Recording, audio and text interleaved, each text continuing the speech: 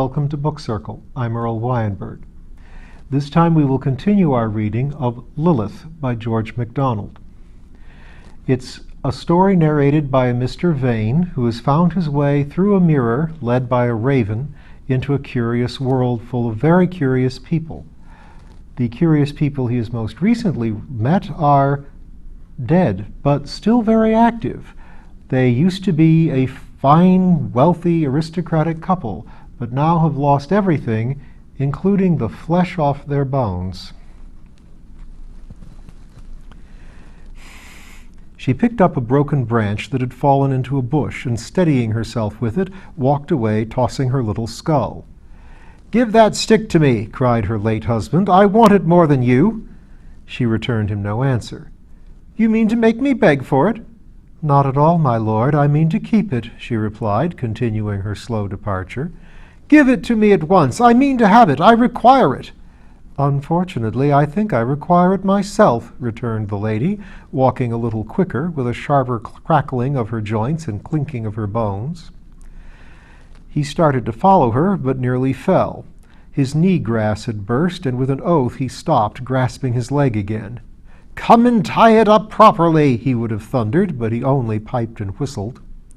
She turned and looked at him. "Come and tie it up instantly," he repeated. She walked a step or two farther from him. "I swear I will not touch you," he cried. "Swear on, my lord. There is no one here to believe you.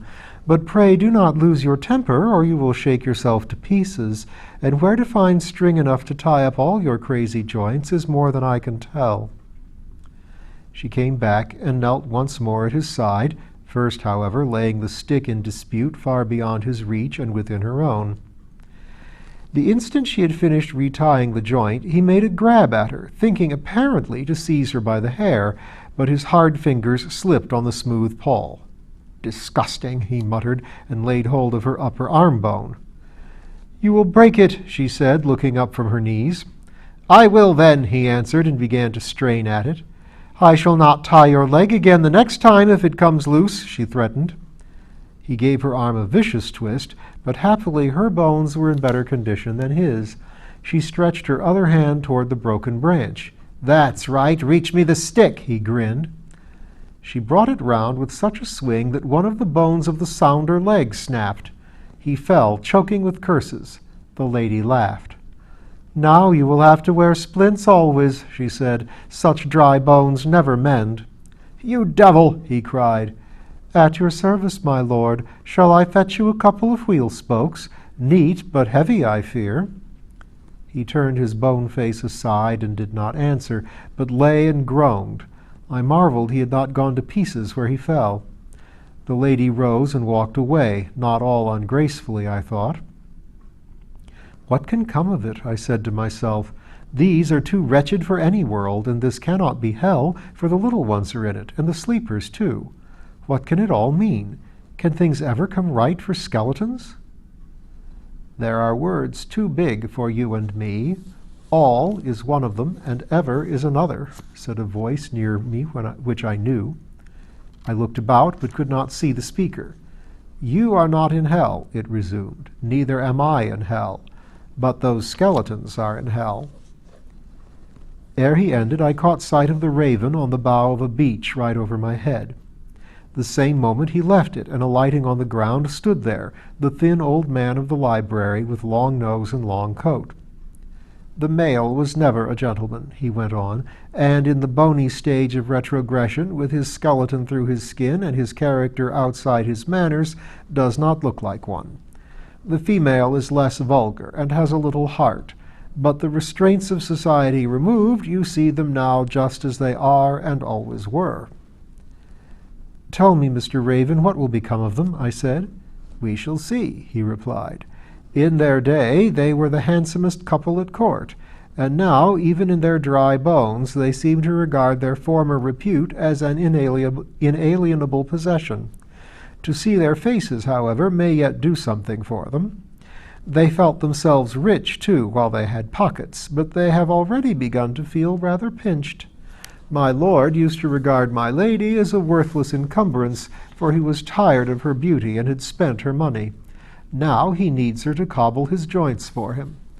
These changes have roots of hope in them. Besides, they cannot now get far away from each other, and they see none else of their own kind. They must at last grow weary of their mutual repugnance and begin to love one another, for love, not hate, is deepest in what love loved into being. I saw many more of their kind an hour ago in the hall close by, I said.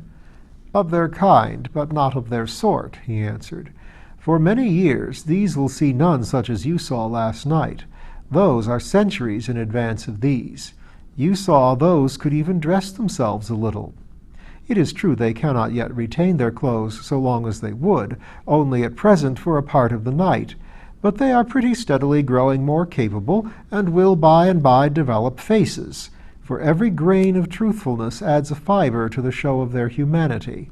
Nothing but truth can appear, and whatever is must seem. Are they upheld by this hope? I asked. They are upheld by hope, but they do not in the least know their hope. To understand it is yet immeasurably beyond them, answered Mr. Raven. His unexpected appearance caused me no astonishment. I was like a child, constantly wondering and surprised at nothing. Did you come to find me, sir? I asked. Not at all, he replied. I have no anxiety about you, such as you always come back to us. Tell me, please, who am such as I asked. I cannot make my friend the subject of conversation, he answered with a smile. But when that friend is present, I urged. I decline the more strongly, he rejoined. But when that friend asks you, I persisted, then most positively I refuse, he returned. Why? Because he and I would be talking of two persons as if they were one and the same. Your consciousness of yourself and my knowledge of you are far apart. The lapels of his coat flew out and the lappets lifted, and I thought the metamorphosis from Homo to Corvus was about to take place before my eyes. But the coat closed again in front of him, and he added with seeming inconsequence, In this world, never trust a person who has once deceived you.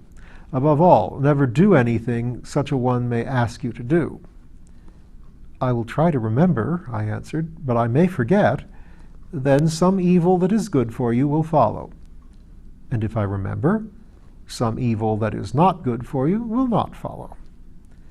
The old man seemed to sink to the ground, and immediately I saw the raven several yards from me, flying low and fast. Chapter 18. Dead or alive? I went walking on, still facing the moon, who, not yet high, was staring straight into the forest. I did not know what ailed her, but she was dark and dented like a battered disk of old copper, and looked dispirited and weary. Not a cloud was nigh to keep her company, and the stars were too bright for her. Is this going to last forever? She seemed to say. She was going one way, and I going the other, yet through the wood we went a long way together. We did not commune much, for my eyes were on the ground, but her disconsolate look was fixed on me. I felt without seeing it. A long time we were together, I and the moon, walking side by side, she the dull shine, and I the live shadow. Something on the ground under a spreading tree caught my eye with its whiteness, and I turned toward it. Vague as it was in the shadow of the foliage, it suggested, as I drew nearer, a human body. Another skeleton, I said to myself, kneeling and laying my hand upon it. A body it was, however, and no skeleton, though as nearly one as body could well be. It lay on its side, and was very cold, not cold like a stone, but cold like that which was once alive and is alive no more. The closer I looked at it, the oftener I touched it, the less it seemed possible it should be other than dead.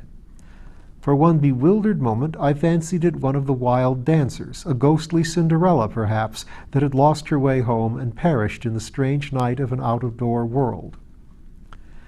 It was quite naked, and so worn that even in the shadow I could, peering close, have counted without touching them every rib in its side. All its bones, indeed, were as visible as if tight covered with only a thin elastic leather. Its beautiful yet terrible teeth, unseemly disclosed by the retracted lips, gleamed ghastly through the dark. Its hair was longer than itself, thick and very fine to the touch, and black as night. It was the body of a tall, probably graceful woman. How had she come there? Not of herself, and already in such wasted condition, surely. Her strength must have failed her. She had fallen and lain there until she died of hunger. But how even so could she be thus emaciated? And how came she to be naked?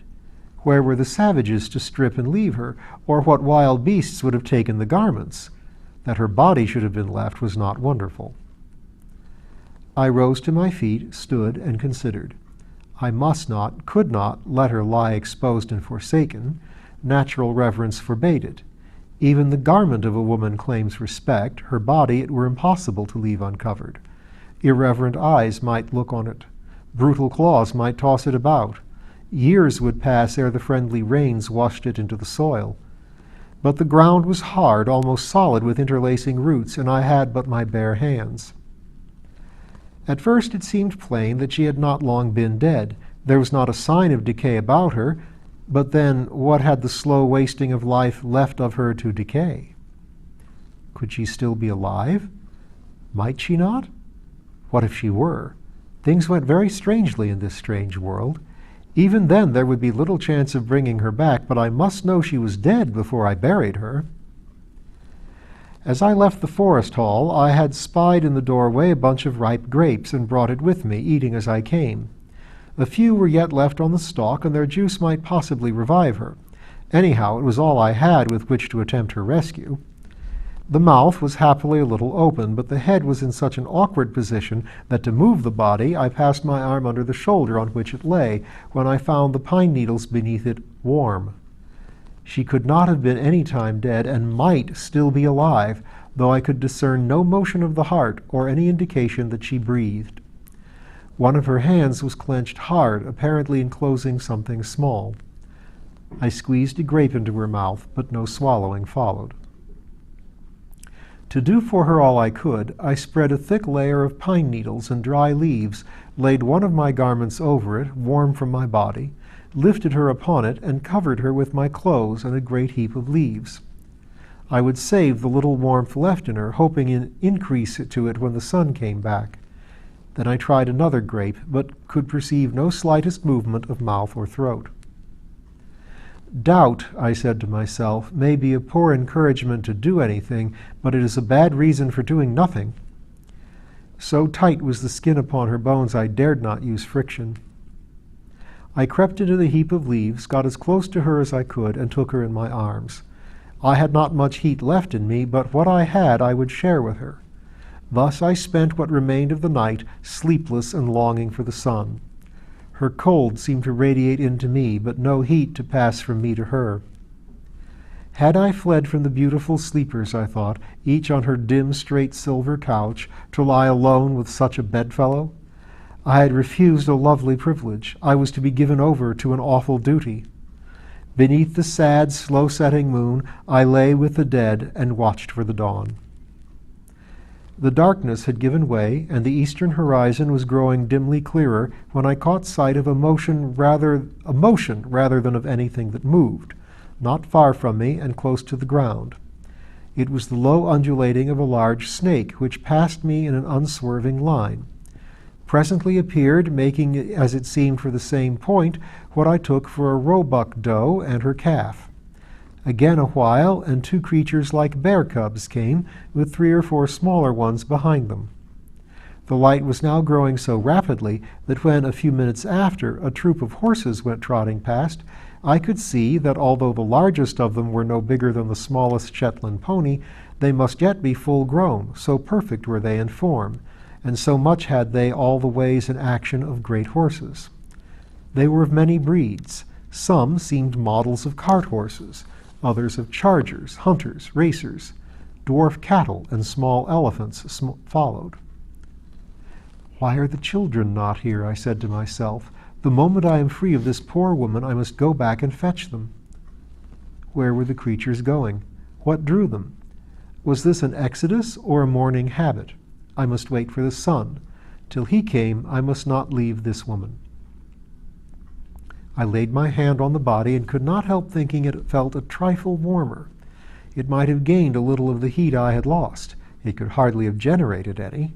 What reason for hope there was had not grown less. The forehead of the day began to glow, and soon the sun came peering up as if to see for the first time what all this stir of a new world was about.